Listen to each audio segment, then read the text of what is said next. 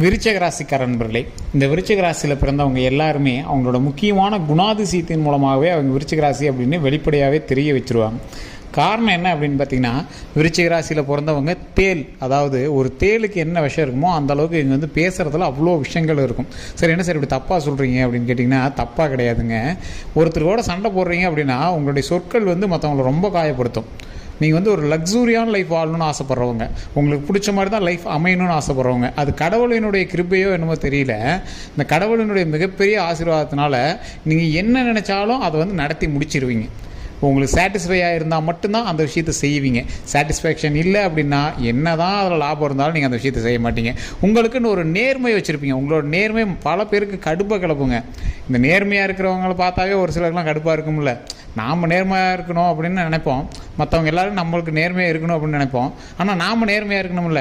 So அந்த மாதிரி ஒரு வெளிப்படையான ஒரு விஷயத்தை வந்து இந்த விருச்சிக ராசி மூலமாக நாம் தெரிஞ்சுக்கலாம். அந்த மாதிரி மற்றவங்ககிட்ட நேர்மையை எதிர்பார்ப்பாங்க. அந்த நேர்மையை எதிர்பார்க்கறதுனாலேயே முன்னாடி இருக்கிறவங்க அத்தனை பேர் கோவப்படுற அளவுக்கு இவங்க வந்து நேர்மையாக இருப்பாங்க.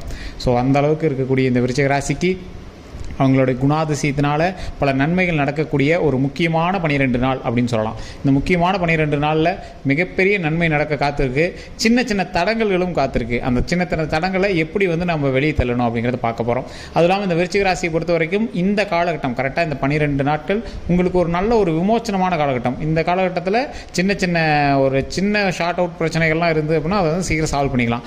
இல்லை சார், ரொம்ப நாளாக தவிச்சிட்டு இருக்கிற ஒரு விஷயம் இருக்குது, அந்த விஷயத்துக்கு வந்து ஒரு சரி பண்ணி அதை வந்து ஒரு முற்றுப்புள்ளி வச்சு அந்த பிரச்சனையெல்லாம் சால்வ் பண்ணணும்னு நினைக்கிறேன் அப்படின்னு இருக்கிறவங்க இந்த வீடியோவை ஸ்கிப் பண்ணாமல் பாருங்கள். உங்களுக்கு ஒரு எளிய பரிகார முறை நான் வந்து சொல்கிறேன். அதை கண்டிப்பாக வீட்டில் செஞ்சு பாருங்கள். அது ஒரு மிகப்பெரிய நன்மை தரக்கூடிய ஒரு மிகப்பெரிய ஒரு நல்ல ஒரு முன்னேற்றம் தரக்கூடிய ஒரு பரிகாரமாக இருக்கும். சரிங்க, நிறையா பேர் தனிப்படையான ஜோதிடம் பார்க்கணும் அப்படின்னு ஆசைப்படுறீங்க. கீழே ஃபோன் நம்பர் கொடுத்துருக்கேன். நீங்கள் ஃபோன் பண்ணி உங்களுடைய கருத்துக்கள் எதுவாக இருந்தாலும் நீங்கள் வந்து உங்களுடைய ஜோதிடத்தை பற்றி எந்த ஒரு சந்தேகமாக இருந்தாலும் நீங்கள் வந்து ஃபோன் பண்ணி கேட்டுக்கலாம். கீழே வந்து ஃபோன் நம்பர் கொடுத்துருக்கேன். ஃபேஸ்புக்கில் பார்க்குறீங்க அப்படின்னா ஸ்க்ரீன்லேயே இருக்கும். யூடியூப்பில் பார்க்குறீங்க அப்படின்னா டிஸ்கிரிப்ஷனில் இருக்குது. உங்களுடைய தனிப்படையாக ஜோதிடம் பார்க்கணும் சார், இப்போ வந்து இந்த விஷயம் நடந்திருக்கு. விருச்சிக ராசிக்கு சென்ற வருடத்தில் ஒரு பாதி நாட்கள் அமௌண்ட் பிரச்சனையால் திக்கி தவிச்சிருப்பீங்க. நடுவில் கொஞ்ச நாள் ஓரளவுக்கு அமௌண்ட் கையில் சிக்கியிருக்கும். அதை நம்பி சில அகலக்காட்களும் வச்சுருப்பீங்க. அப்பாடா மகிழ்ச்சி அப்படின்னு ஒரு பொசிஷனுக்கு வந்து ரெடி பண்ணி ஆரம்பிச்சிருப்பீங்க. கைக்கு வர வேண்டிய அமௌண்ட் கைக்கு வராமல் இருந்திருக்கும். அதனால் சில தவிப்புகளை உண்டாக்கியிருப்பீங்க. சென்ற வருடத்தில் சில நாட்கள் மருத்துவ ரீதியான விஷயங்கள்னால நீங்கள் வந்து கொஞ்சம் பார்த்துட்டு இருந்திருப்பீங்க. அதே மாதிரி மனைவிக்கோ குழந்தைகளுக்கோ ஏதோ ஒரு மருத்துவ ரீதியான செலவுகள்னால நீங்கள் வந்து சுற்றிட்டு இருந்திருப்பீங்க. அது தாய் தந்தையருக்காக கூட இருந்திருக்கலாம். அதே மாதிரி இந்த விருச்சிக ராசியை பொறுத்த வரைக்கும் ஒரு முன்னேற்றத்தினுடைய ஒரு பாதையில் நீங்கள் வந்து வந்துட்டுருக்கீங்க. சார் செலவாகுது, கஷ்டமாக இருக்குது அப்படின்னு நினச்சிட்டு இருக்கிறவங்களாம் இப்போ கொஞ்சம் பார்த்து பத்திரமா அகலக்கால் வைக்காமல் கடன் அதிகமாக வாங்காமல் நீங்கள் வந்து மூவ் பண்ணிகிட்டே இருந்தீங்க அப்படின்னா வரும் காலம் உங்களுக்கு பாசிட்டிவாக அமையுதுங்க. இப்போ இருக்கக்கூடிய காலகட்டத்தில் உங்களுக்கு கொஞ்சம் இறுக்கி பிடிக்கிற மாதிரி தான் இருக்கும். சார் என்ன கால்குலேட் பண்ணாலும் எப்படி சார் வருது, டேலியே பண்ண முடியலையே அப்படிங்கிற மாதிரி தான் இருக்கும். டேலி பண்ணாதீங்க. இப்போ நீங்கள் வந்து கணக்கு போடுறதுக்கான டைம் கிடையாது. உங்களுக்கு வருமானம் வரும் அன்னைக்கு நீங்கள் வந்து அதுக்கு தகுந்த மாதிரி கணக்கு போட்டுக்கலாம். ஸோ இதான் வந்து நான் முக்கியமாக சொல்ல வேண்டியது.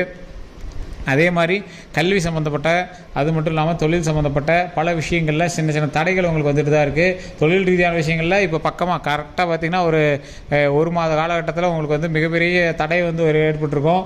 இல்லை சார் இப்போ தான் சார் ஸ்டெப்பு எடுத்திருக்கேன் அப்படிங்கிறவங்க 2 விதமாக பிரிக்கலாம்.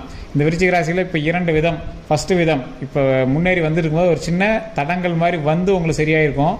அது உங்களை கம்ப்ளீட்டாக ஜீரோ ஆக்கிற ஒரு சில பேர் கம்ப்ளீட்டாக ஜீரோ ஆக்கி அப்படியே லைட்டாக ஓப்பன் ஆகிருக்கும். ஒரு சில பேருக்கு கம்ப்ளீட்டாக ஜீரோ ஆகிருக்காது, ஆனால் அப்படியே கொஞ்சம் கொஞ்சமாக மைல்டாக அப்படியே கொஞ்சம் கொஞ்சமாக ஓப்பன் ஆகிட்டே வந்திருக்கும். ஸோ இது மாதிரி ஒரு 2-3 தரப்பினர்கள் இப்போ விருச்சிக ராசியில் இருந்திருப்பீங்க. இவங்களுக்கு எல்லாருக்குமே வரக்கூடிய 12 நாட்கள் சாப விமோச்சனத்திற்கான நாட்கள். என்ன சார் சாப விமோச்சனம், அது என்ன அப்படி விமோச்சனம் தரப்போகுது, என்ன பண விஷயமெல்லாம் ஒரே வாரத்தில் கடனை கட்டி விடுவோமா, அந்த 12 நாளில் கடனை கட்டி விடுவோமா, மிகப்பெரிய மருத்துவ பிரச்சனைகள் எல்லாம் சரியாயிடுமா, மிகப்பெரிய சிக்கல்கள் எல்லாம் சரியாயிடுமா, சொத்து பிரச்சனை கேஸ் பிரச்சனைலாம் சரியாயிடுமா அப்படின்னு கேட்டால் அது கிடையாது. கொஞ்சம் கொஞ்சமாக நிவர்த்தி ஆகும். கடன் பிரச்சனைலாம் தீர்வதற்கான வழி பிறக்கும். அந்த வழி பிறக்கிறதுனால ஃபுல் கடனை உங்களை அடைக்கிறதுக்கு உங்களுக்கு ஒரு முக்கியமான ஒரு பேட்டர்ன் உருவாயிடும். இப்போ நீங்கள் முன்னாடி எஸ்டிமேட் போட்டு ஒரு விஷயம் செஞ்சுட்டு இருப்பீங்க. ஏதோ ஒரு கன்ஸ்ட்ரக்ஷன் ஒர்க்கு, இப்போ ஏதோ ஒரு கையை வச்சுருப்பீங்க. கன்ஸ்ட்ரக்ஷன் ஒர்க்கு, இல்லை ஏதாவது பில்டிங் ஒர்க்கு, இல்லை ஏதாவது ஒரு ஆல்ட்ரேஷன் ஒர்க்கு, இந்த மாதிரி ஏதாவது ஒரு விஷயத்தில் நீங்கள் கையை வச்சுருப்பீங்க. காசு போட்டிருப்பீங்க. சார் பத்தலை சார், தெரியாமல் வந்து லாக் ஆகிட்டு சார், நகை பேங்க்கில் இருக்குது, லோனு கையில் இருக்குது, கடன் கையில் இருக்குது, ஒர்க் இன்னும் முடிக்காமல் இருக்குது, பாதி பேருக்கு இன்னும் கூலி கொடுக்கல. அந்த மாதிரி ஒரு ஸ்டேஜில் தான் இப்போ நீங்கள் இருப்பீங்க. அந்த மாதிரி ஒரு ஸ்டேஜில் இருந்துட்டு வந்துட்டோம் அப்படின்னா அதுக்கு மேலே லாபம் தான், ஒரு ப்ராப்ளம் கிடையாது. அந்த நஷ்டமெல்லாம் இதோட முடிஞ்சு இதுக்கு மேலே லாபம் மட்டும்தான். சார் கொஞ்சம் இறுக்கி பிடிச்சிக்கோங்க, கொஞ்சம் இறுக்கி பிடிச்சி மூவ் பண்ணுற டைம் தான். அதாவது ஒரு ரேஸுக்கு தயாராகும் போது சர்றன்னு பறக்க முடியாதுல்ல, கொஞ்சம் ஸ்லோவில் தான், ஜீரோவில் தான் அப்படி வர முடியும். ஸோ அந்த மாதிரி நீங்கள் வந்து ரெடி ஆகிட்டு இருக்கீங்க. அதனால் நீங்கள் பயப்படாமல் மூவ் ஆகலாம். முக்கியமான ஒரு விஷயம், உங்களுக்கு கந்திஷ்டி அதிகமாக இருக்கிறதுக்கான வாய்ப்புகள் 99% இருக்குது. ஸோ அந்த கந்திஷ்டியிலேருந்து நீங்கள் மீண்டு வரணும். அதற்காக கண்டிப்பாக தினம் அல்லது வாரத்துக்கு ஒரு முறை எலுமிச்சம்பழம் சுற்றி ஏதாவது ஒரு கோயிலில் குத்துங்க. அதே மாதிரி ஒரு 10 பேர்த்துக்காவது அன்னதானம் கொடுங்க. ஒரு எக்ஸாம்பிளுக்கு ஒரு அன்னை தெரசா கருணையிலையோ இல்லங்கள்லையோ இல்லை யாராவது குழந்தைகள் காப்பகத்துலேயோ இல்லை ஏதாவது ஒரு முதியோர் காப்பகத்துலேயோ ஏதோ ஒரு இடத்துல போய் ஒரு 10 பேர்த்துக்கு சாப்பாடு கொடுங்க. இல்லை சார் அது ஃப்ரீ டைம் உங்களுக்கு கிடைக்கல அப்படின்னா பக்கத்தில் இருக்கக்கூடிய கோயில்களுக்கு போங்க. பக்கத்தில் இருக்கிற கோயில்களில் இல்லாதவங்க இருப்பாங்க. ஒரு 5 பேர்த்துக்கு தயிர் சாதம் உங்கள் கையால் நீங்கள் வந்து ரெடி பண்ண தயிர் சாதம் பெருசால செலவாகாதுங்க. ஒரு 10 ரூபா தயிர் பாக்கெட் 20 ரூபா தயிர் பாக்கெட் வாங்கி ஒரு 5 பேர் சாப்பிட்ற அளவுக்கு தயிர் கலக்கி அந்த தயிர் சாதத்தை வந்து பக்கத்தில் இருக்கிற ஒரு 5 பேர் 10 பேருக்கு ஒரு கப்பில் போட்டு நீங்கள் கொடுங்க. அது ஒரு மிகப்பெரிய நன்மை தரும். வயிறு நம்ப எங்களுக்கு சோறு போட்டிங்க அப்படின்னா மிகப்பெரிய நன்மை உங்களுக்கு இருக்குங்க. நீங்கள் எப்போவுமே கொடுக்கணும்னு நினைக்கிற ராசி.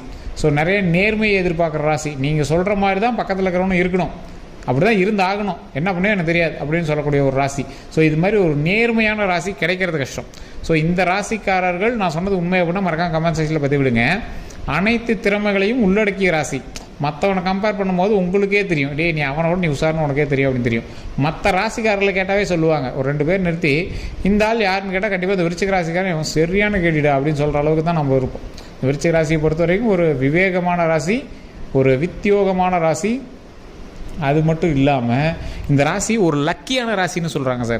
சார் என்ன சார் சொல்கிறீங்க, பிறந்தத்துலேருந்து கஷ்டத்தை மட்டுமே அனுபவிச்சுட்டு இருக்கிறோம், அது 10-15 வருஷம் பயங்கர கஷ்டத்தை அனுபவிச்சுட்டு இருக்கிறோம், கரெக்டாக 2014 மிகப்பெரிய இன்னல்கள்லாம் சந்தித்தோம் சார் அப்படிங்கிறீங்க. உண்மைதான், கிரக பயிற்சினால் ஒரு 10-15 வருஷமாக பயங்கர கஷ்டத்தை அனுபவிச்சிங்க தான், இல்லைன்னு சொல்ல. ஆனால் பழசை கம்பேர் பண்ணும்போது இப்போ ஓரளவுக்கு உங்களுக்கு ஓப்பன் டைப், ஒரு இறுக்கி பிடிச்ச கழுத்தை லைட்டாக ரிலீஸ் பண்ணியிருக்க ஒரு நேரம். இப்போவுமே உங்களுக்கு கொஞ்சம் தான் பிரச்சனை இருக்குமே தவிர அந்த பிரச்சனையே உங்களை முழுங்குற அளவுக்கு இருக்காது. ஸோ உங்களை பயப்படுத்தும். உங்களுக்கு வந்து மரண பயத்தை கொடுத்துருக்கோம், நிறைய பண பயத்தை கொடுத்துருக்கோம், சொந்தக்காரங்கிட்ட சண்டை போட்டு இந்த மாதிரி பிரச்சனைகள் உண்டாக்கியிருக்கோம், கணவன் மனைவி இடையில் நிறைய பிரச்சனைகள் வேறுபாடுகள்லாம் காட்டியிருக்கோம். இது எல்லாமே இதுக்கு மேலே சால்வ் ஆகி எந்த பிரச்சனையும் இல்லாமல் ஒரு நீட்டான மூமெண்ட்டுக்கான வாழ்க்கையாக இனி வரக்கூடிய வாழ்க்கை அமைய போகுது. சார் இது மட்டும்தானா? எந்த விஷயத்தில் ஜாக்கிரதையாக இருக்கணும், எந்த விஷயத்தில் நன்மை கிடைக்கும்? சார் நீங்கள் முன்னாடியே சொன்னதான், அன்னதானம் கொடுத்து ஒரு இறைவனை வணங்கினீங்க அப்படின்னா போதுமானது. விருச்சிக ராசி கண்டிப்பாக குலதெய்வ வழிபாடு கண்டிப்பாக பண்ணணும். முருகர் வழிபாடு உங்களுக்கு மிக மிக நன்மை தரக்கூடிய ஒரு விஷயமாக அமையும். முருகர் வழிபாடு உங்களுடைய வீடு பக்கத்தில் சின்ன கோயிலாக இருக்குது சார் முருகர் கோயில் அப்படின்னா அங்கே கூட போய் வணங்குங்க, அவ்வளோ நல்லது உங்களுக்கு கிடைக்கும். மற்ற ராசியை விட இந்த முருகர் வந்து மேஷ ராசி, விருச்சிக ராசியை, தனுசு ராசியை ரொம்ப உத்து கவனிப்பார். அதுலேயும் இந்த விருச்சிக ராசிக்காரர்கள்லாம் இருக்கீங்க பார்த்தீங்கன்னா, அவங்களாம் முருகனுடைய அடிமை. ஸோ ஒரு அடிமைக்கு முருகர் என்ன செய்யணுமோ செய்வார். அவர் முருகர் எப்போ அடிமைன்னு பேசவே மாட்டார். முருகரை பொறுத்த வரைக்கும் பக்தன் கூட கிடையாது, நண்பன். முருகருக்கு நண்பன் மாதிரி தான் நம்ம விருச்சிக ராசி இவங்களாம். ஸோ இவங்களுக்கு என்ன வேணுமோ அதை முருகர் கொடுப்பார். இன்றைக்கும் நீங்கள் ஒரு இடத்துக்கு போயிட்டுருக்கீங்க, சார் இந்த இடத்துல ஒரு மாதிரி இருக்குது அப்படின்னு நீங்கள் நினச்சி போயிட்டுதே இருந்தீங்க அப்படின்னா முன்னாடி பார்த்துட்டே போங்க, கண்டிப்பாக ஒரு முருகர் வேல் உங்களோட கண்ணுக்கு தெரியும். மயிலோ சேவலோ வேலோ இது 3ல் ஏதாவது ஒன்று கண்ணுக்கு தெரியும். முருகர் எல்லா இடங்களையும் விருச்சிக ராசியை சுற்றி வலம் வருவார். எல்லா கஷ்டங்களிலும் இருந்தவர் இனி கஷ்டமே வராமல் இருப்பதற்கும் வழிவகுப்பவர். ஸோ எந்த ஒரு கஷ்டமே உங்களை நம்மளை நெருங்காமல் இருக்கிறதுக்கு விருச்சிக ராசிக்கு முருகர் வந்து மிகப்பெரிய உறுதுணை. அதனால் நான் சொல்கிற விஷயத்தை அப்படியே சொல்லுங்கள்.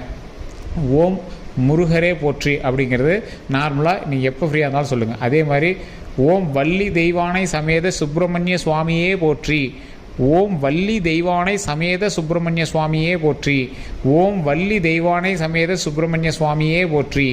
இதை 3 டைம் கமெண்ட் செக்ஷனில் பதிவிட்டுட்டு ஃப்ரீ டைமில் நீங்கள் எப்போ ஃப்ரீயாக இருக்கீங்களோ அப்போ முருகர் கோயிலுக்கு போனாலும் சரி அல்லது வீட்டிலே உங்களோட பூஜை அறையில் சொன்னாலும் சரி இதை வந்து கண்டிப்பாக சொல்லி பாருங்கள். முடிஞ்ச அளவுக்கு ஒரு இனிப்பு பலகாரமோ அல்லது சாக்லேட்டோ யாரோ பக்கத்தில் இருக்கிற குழந்தைங்களுக்கோ இல்லை யாரோ வயதானவர்களுக்கோ கொஞ்சம் கொடுங்க, ரொம்ப ஒரு நல்லதுங்க. ஒரு இனிப்பு பலகாரம் இனிப்பு ஒரு நீங்கள் வந்து கொடுத்தீங்க அப்படின்னா ஒரு ரொம்ப ரொம்ப நல்லது. ஸோ அதனால் இந்த விஷயத்தை வந்து கண்டிப்பாக ட்ரை பண்ணி பாருங்கள். இந்த ராசிக்காரர்களுக்கு வரக்கூடிய நாட்கள் பொற்காலம். அது இந்த 12 நாட்கள் நீங்கள் வந்து தேடி போனாலும் உங்களுக்கு இந்த மாதிரி வாய்ப்புகள் கிடைக்காது. வாய்ப்புகள் அமையும் அப்படிங்கிறது ஒரு சாதாரண விஷயம் கிடையாது. இப்போ இந்த வாய்ப்புகள் வந்து உங்களுக்கு எங்கே சார் ஒன்றும் வாய்ப்பு அந்த மாதிரியே தெரியலாம் உட்காந்துருக்காதீங்க. நீங்கள் ஸ்டெப் எடுத்தால் தான் வாய்ப்புமே உங்களுக்கு அமையும். ஸோ அந்த வாய்ப்பை வந்து நழுவ விடாமல் அதை பயன்படுத்தி எப்படி மேலே வரணும் அப்படிங்கிறத நீங்களே ட்ரை பண்ணி பாருங்கள். ஸோ இதுதான் நம்ம வீடியோக்கள் மூலமாக சொல்ல வந்தது. இதில் எந்த கருத்துக்கள் இருந்தாலும் மறக்காம கமெண்ட் செக்ஷன் பார்த்து விடுங்க. அதே மாதிரி நம்ம சேனலை சப்ஸ்கிரைப் பண்ணாமல் இருக்கீங்க, சப்ஸ்கிரைப் பண்ணிக்கோங்க. அப்படியே பக்கத்தில் பெல் பட்டன் ப்ரெஸ் பண்ணி அதில் ஆல் அப்படின்னு கிளிக் பண்ணிக்கோங்க. அதே மாதிரி நீங்கள் ஃபேஸ்புக்கில் பார்க்குறீங்க அப்படின்னா ஃபாலோ பண்ணிக்கோங்க. எல்லோருக்கும் நன்றி நண்பர்களே.